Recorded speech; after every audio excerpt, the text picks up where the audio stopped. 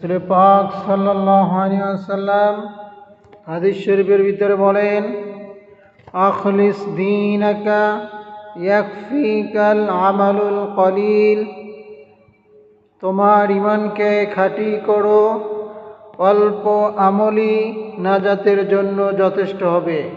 সুবহানাল্লাহ। বন্ধুরা, আমরা ইবাদত করার আগে আমাদের ঈমানকে আগে খাঁটি করতে হবে, ঈমানকে মজবুত করতে হবে। কোনো মাজারের প্রতি বিশ্বাস রাখা যাবে না, কোনো মানুষের প্রতি বিশ্বাস রাখা যাবে না, কোনো মাটির তৈরি কোনো জিনিসের প্রতি বিশ্বাস স্থাপন করা যাবে না। একমাত্র আল্লাহ সুবহানাহু ওয়া তাআলার উপর ভরসা রাখতে হবে, তাহলেই আমাদের ঈমান খাঁটি হবে। ঈমান খাঁটি করে যদি আমরা অল্প আমল করি, তাহলে সেই আমলটিকে আমাদের নাজাত জরিয়া হিসেবে হয়ে যাবে। সুবহানাল্লাহ।